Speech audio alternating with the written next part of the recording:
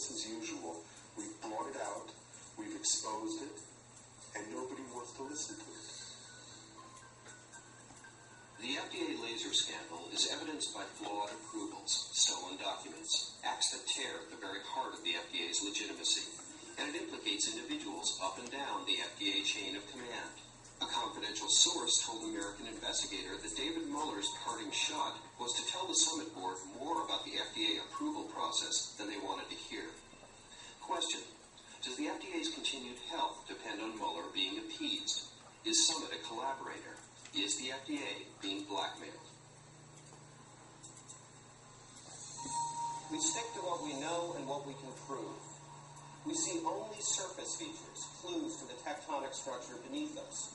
When we dug a little into the FDA laser scandal, we may have created stress along a hidden fault line that runs along several agencies: the FBI, the IRS, possibly even Congress.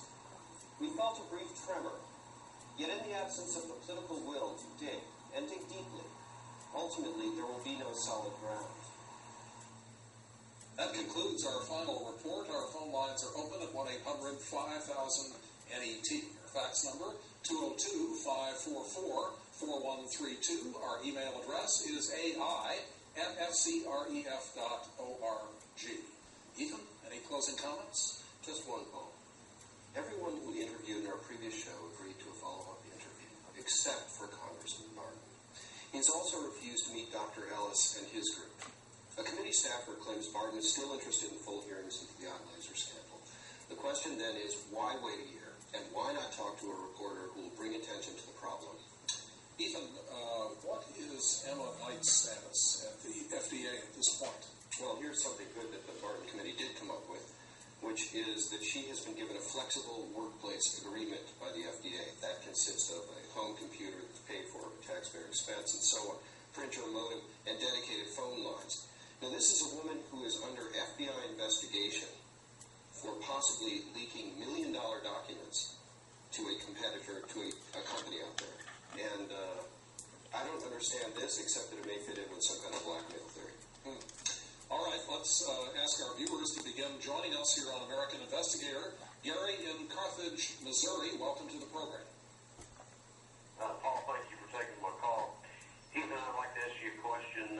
The lady that was a historian for the Internal Revenue, has she ever been audited? I'll just hang up and listen to your answer. Okay. Actually, I don't think she ever has been audited. She has run into I know she ran into some serious trouble with the IRS. In fact, they talked about handcuffing her to the building when she made a public appearance there on tax day. But I'm not actually sure about her tax status. Ethan, do you think that Congressman Barton really backed off of his investigation because of the FBI involvement in all of this? Well, Paul, I mean, Congressman Barton knows as well as you and I that the FBI is showing strong signs of becoming politicized.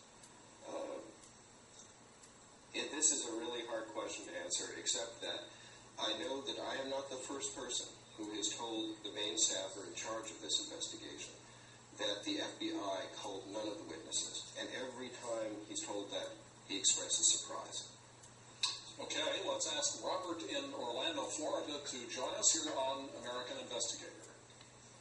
Yeah, hello. Thank you for taking my call. I have this one question. What is the probability of something like this happening again? That sounds like it's pretty good from what you just said.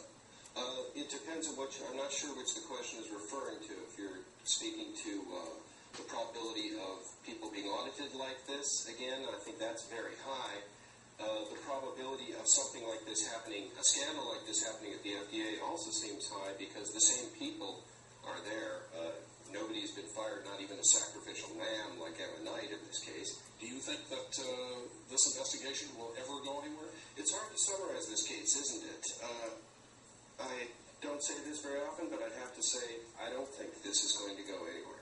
I think that Barton's committee, we've got a really sad tale here of obvious government corruption, and we've got a Republican Congress which is sitting back and letting it happen.